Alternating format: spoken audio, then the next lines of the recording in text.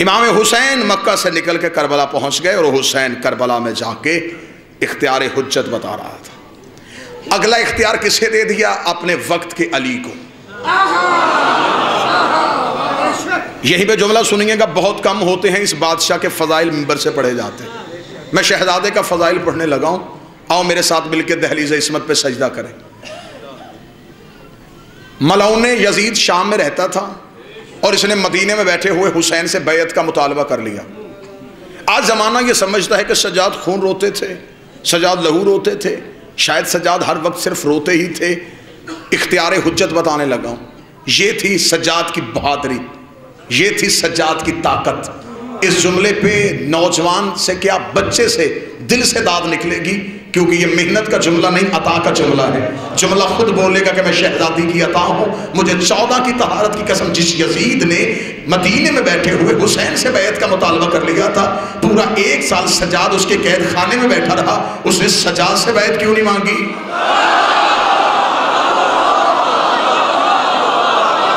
اسے امام کی بیعت چاہیے تھی نا، تو وہ سجاد سے بھی مانگتا، اسے سجاد سے کیوں نہیں مانگی؟ مجھے معاف کیجئے گا، کڑی سجاد کے ہاتھ میں نہیں، امت کے ہاتھ میں تھی۔ قیدی امامت نہیں تھی، امت تھی۔ جتنی دیر میرا بادشاہ قید خانے میں بیٹھا رہا، یزید 1 رات بھی نہیں سو سکا، بے چین کر دیا سجاد نے اسے۔ اس لیے تو شاعر نے کہا تھا، بستر جو مخملی تھا اسے خار کر دیا، بستر جو مخملی تھا اسے خار کر دیا، سونا فرعون شام کا دشوار کر دیا، نیند اس کی باندھ کی زنجیر پا کے ساتھ سجاد نے یزید کو بیمار کر دیا۔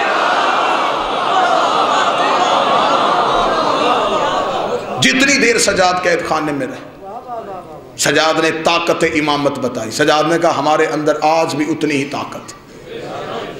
اس نے حسین سے بیعت مانگی، اور کیا کہنے حسین ابن علی تیرے بیعت کے انکار کے۔ زمانہ جب تک حسین حسین کرے گا، حسین کے لفظ یاد آئیں گے، حسین کے جملے یاد جائیں گے۔ جہلم کا قدیمی عزادار مجمع، ولایت والا چہروں پہ علی ولی اللہ کی مسکراہٹ والا مجمع اس لفظ کو سنے گا جب یزید نے ولید کے دربار میں حسین سے بیعت کا مطالبہ ولید کے ذریعے سے کیا تھا۔ ولید نے کہا تھا یزید کا مطالبہ ہے، حسین وہ آپ سے بیعت چاہتا ہے، اور حسین آپ کیا جواب دیں گے؟ امام حسین نے 26 رجب کو شاہ صاحب ولید کے دربار میں کھڑے ہو گئے، ایسا طریق سال جملہ کہہ دیا جسے قیامت تک کے لیے کوئی دشمن حسین مٹا نہیں سکا۔ حسین نے کہا وہ کہتا ہے کہ میں اس کی بیعت کروں، اسے صرف میرا اتنا جواب لکھ کے بھیج دے، انا حسین ابن علی، انا حسین ابن علی، انا حسین ابن علی۔ اس نے کہا یہ پورا عرب جانتا ہے کہ آپ علی کے بیٹے ہیں، آپ یہ بتائیں بیعت کریں گے یا نہیں کریں گے، بیعت کریں گے یا نہیں کریں گے؟ حسین نے کہا تو صرف اسے اتنا لکھ کے بھیج کہ انا حسین ابن علی،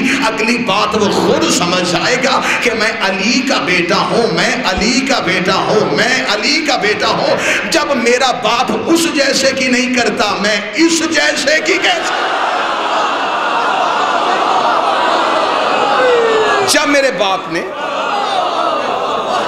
اس جیسے کی نہیں کی، میں اس جیسے کی کیسے کروں؟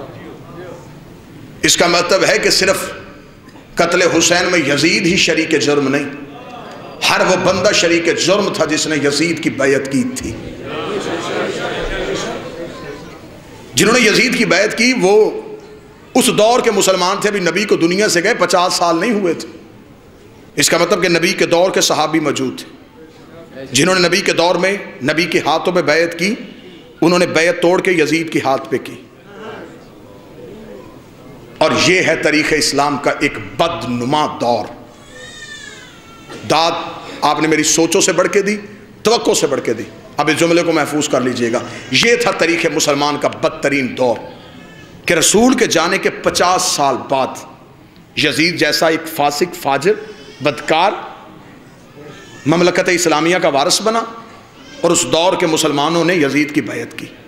یہ جو لوگ بیعت کر رہے ہیں، یہ صرف لوگ نہیں، مستقبل کے راوی ہیں۔ یہ لوگ صرف بیعت نہیں کر رہے، ان میں بڑے بڑے مستقبل کے محدث چھپے ہوئے ہیں۔ انہوں نے حدیث نقل کرنی ہے، انہوں نے تاریخ کو روایت کرنا ہے، انہوں نے رسول کے فرمان کو روایت کرنا ہے۔ تو جب ہاتھ یزید کے ہاتھ میں تھے، زبان آل محمد کا حق کیسے بول سکتی تھی؟ پھر اس دور میں جو تاریخ بنی، آج کے مسلمان نے اسے مستند اس لیے سمجھا کہ یہ نبی کے فوراً بعد بنی تھی، جبکہ نبی کے فوراً بعد یزید کے ہاتھ پہ بیعت ہو گئی تھی۔ اور یہ فقہ اور شریعت کا قانون ہے، جب کوئی مسلمان کسی فاسق کے ہاتھ پہ بیعت کرے تو وہ دائرہ اسلام سے نکل جاتا ہے۔ پھر مجھے معاف کیجئے گا، یزید کے دور میں جن مسلمانوں نے یزید کی بیعت کی، اب ان کا اسلام سے قرآن کے مطابق کوئی تعلق نہیں رہا۔ پھر اس کا مطلب کہ حسین کو مسلمانوں نے نہیں مارا، مسلمانوں نے نہیں مارا، کافروں نے مارا۔ اور یہ تھا اختیار حجت کہ شریعت کا اور قرآن کا مسئلہ ہے کہ جب کوئی مسلمان کسی فاسق کے ہاتھ پہ بیعت کرے وہ دائرہ اسلام سے نکل جاتا ہے۔ اب اگر وہ دوبارہ مسلمان ہونا چاہے اور کوئی حجت موجود ہو، اسے اس کے پاس آنا پڑے گا، اس کے ہاتھ پہ دوبارہ بیعت کرنی پڑے گی، جس کے لیے کہا جاتا ہے نص ہے تجدید بیعت، بیعت کا پلٹ کے واپس آنا، بیعت کا دوبارہ قائم ہونا۔ وہ دوبارہ معصوم کے ہاتھ پہ بیعت کرے گا۔ یہ تھی حسین کی جنگ کہ لوگوں نے یزید کے ہاتھ پہ بیعت کی، اس کا مطلب نبی والی بیعت ٹوٹ گئی، علی والی بیعت ٹوٹ گئی، حسن والی بیعت ٹوٹ گئی، لوگ دوبارہ زمانہ جہلیت میں چلے گئے۔ حسین اپنے 72 لے کے کربلا سو گیا، اگلی حجت 1 سال کے لیے قید خانے میں بیٹھی رہی۔ اب مجھے طریقہ مورخ بتائے کہ وہ پورا 1 سال امت کافر رہی ہے یا مسلمان رہی؟ اس 1 سال میں امت کہاں تھی؟ حالت کفر میں تھی یا حالت اسلام میں تھی؟ اس کا مطلب ہے یہ جو امام قید خانے میں تھا، امام قید نہیں تھا، امت قید تھی۔ نقلی بیعت کے دعوے داروں کے چہرے سے حسین اور حسین کے بیٹوں نے نقاب اتار دیے۔ حسین نے سارے بدلے اکٹھے لے لیے۔ ذرا جنگ تو سنو حسین ابن علی کی، کبھی یوں حملہ بھی سنو حسین ابن علی کا۔ حسین نے سارے حملے اکٹھے لے لیے۔ یزید کے پاس آج طریقہ مورخ یہ کہتا ہے کہ یزید غلط تھا، حسین صحیح تھا۔ سارے کہتے ہیں، آپ تائید فرمائیں گے، میں نتیجہ دے کے چھوڑ، یزید غلط تھا، حسین صحیح تھا۔ کیوں یزید غلط تھا؟ نہیں جی یزید کی خلافت غلط تھی، آئے مولوی میری آنکھوں میں آنکھیں ڈالے، وہ اپنی کتابوں لائے اور مجھے اپنی کتاب اور قوانین شریعت کے مطابق یزید کی خلافت کو غلط ثابت کر کے دکھائے۔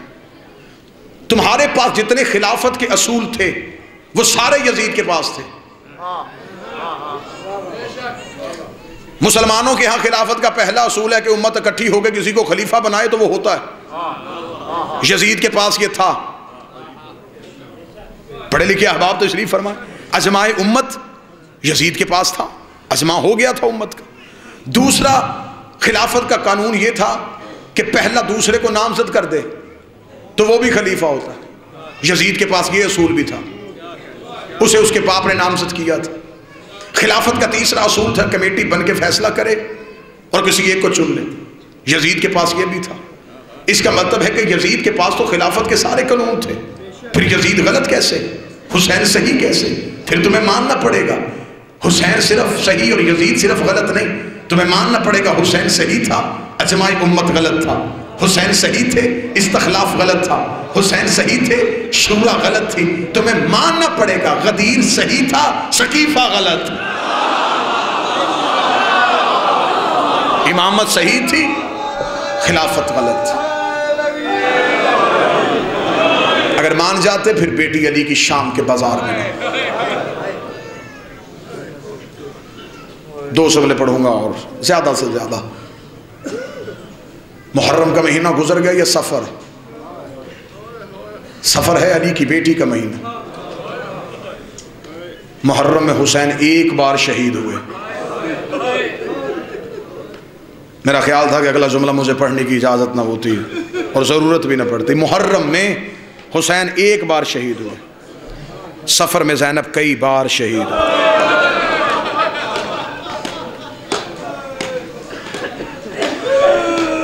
میں نے بات شروع کی ہے سید الساجدین کی، تو جملے اسی بادشاہ کے پڑھوں۔ کوئی شیعہ نوجوان یہ نہ سمجھے کہ سجاد کمزوری کی وجہ سے لہو روتے تھے۔ اب عباس جتنا قد تھا سجاد کا، جوان تھا حسین کا بیٹا۔ مدینے کے لوگ روایت کرتے کہ مدینے میں جب حسین گھر سے نکلتے تو اکیلے نہیں آتے تھے، حسین کے دائیں عباس ہوتے تھے، بائیں سجاد ہوتے تھے۔ مدینے کے لوگ کہتے ہم پہچان ہی نہیں سکتے تھے ان میں عباس کون ہے، سجاد کون۔ برابر کا قد تھا چچا اور بھتیجے کا۔ اگلا جملہ میں ماتمیوں سے معافی مانگ کے کہنے لگا ہوں جو غازی کے مرید بیٹھے ہو، حقیقت یہی ہے، عباس سے بڑے بہادر کا نام سجاد تھا، عباس سے زیادہ شجاع تھا میرا بادشاہ سجاد۔ کوئی بندہ یہ نہ کہے کہ ہم نے تو ساری زندگی یہ سنا کہ ہاشمیوں میں سب سے بہادر غازی تھے، عباس سے زیادہ بہادر تھا سجاد۔ اگر کسی سید کا دل نہ دکھے تو میں دلیل دوں، اگر سجاد کی جگہ عباس ہوتے تو پہلے ہی موڑ پہ مر جاتے۔ یہ تو طاقت امام تھی، سجاد ہر موڑ پہ زندہ رہا ہے۔ رکھ علماء کے سروں پہ قرآن، عباس کا سر نو کے نیزہ پہ سوار نہیں ہوتا تھا۔ شمر نے آ کے کہا سجاد غازی کا سر نو کے نیزہ پہ سوار کیوں نہیں ہوتا؟ سجاد کی آنکھوں سے لہو آیا، فرمایا کیسے سوار ہو، میری پھپھی کے سر سے چادر اتری ہوئی ہے۔ عباس کا سر نیزے کی بلندی پہ نہیں جانا، جو عباس نو کے نیزہ پہ زینب کا کھلا سر نہیں دیکھ رہا تھا، سجاد ہر موڑ پہ کہتا رہا اماں جلدی چل لوگ شراب پی رہے۔ اجرو کون؟ دو جملے اور پڑھوں گا، جہلم گرد و نواح کے سادات و غیر سادات، دو اولادیں تھی کربلا کے کریم کی، کربلا میں بچی، ایک بیٹا بچا، ایک بیٹی بچی۔ بیٹے کا نام سجاد، بیٹی کا نام سکینہ۔ اگلا جملہ میں مولا کی قسم یہاں سے نہیں یہاں سے پڑھنے لگا ہوں، دل تک پہنچے، رونا تیرے اختیار میں نہیں، ہائے تیرے اختیار میں ہے۔ ایک بیٹا بچا تھا، ایک بیٹی بچی تھی، جو زندہ رہنا چاہتی تھی وہ کوٹری میں مر گئی، جو مرنا چاہتا تھا وہ زندہ تھا، جو ہر موڑ پہ کہتی تھی سجاد ہم نے مدینے کب جانا ہے، وہ تنگ و طریق کوٹری میں مر گئی، اور جو ہر موڑ پہ کہتا تھا اماں دعا کر تیرے سجاد کو موت آ جائے۔ جو زندگی مانگتی رہی وہ شام میں چلی گئی، جو موت مانگتا رہا وہ زندہ رہا۔ سادات و غیر سادات، مجھے بس ایک سطر کی اجازت دینا۔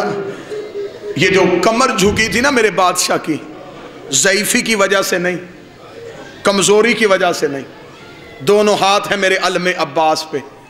میرے بادشاہ کی گردن میں جو توق تھا نا،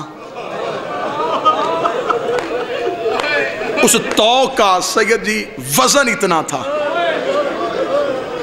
سجاد کی کمر جھک گئی۔ میں چاہتا تھا میں اتنا پڑھتا، آنکھیں بے وضو رہ گئیں۔ اگلا ٹکڑا روایت کا پڑھ دیتا ہوں، غلط پڑھوں یہ سخی عباس مجھے معاف نہ کرے۔ کتابیں کہتی ہے یہ صرف توق نہیں تھا، اس کے اندر لوہے کی برشیاں لگی ہوئی تھی۔ تو نے ابھی بھی ہائے نہیں کہا، اس کے دونوں طرف لمبی لمبی زنجیریں تھی، سجاد دائیں ہوتا بائیں والا کمینہ زنجیر کھینچ لیتا، لوہے کی برشیاں سجاد کی گردن کے اندر چلی جاتی۔ سجاد آواز دے کہتے باکر مجھے سہارا دے، باکر رو کے کہتا بابا تیری گردن میں لہو آ گیا ہے۔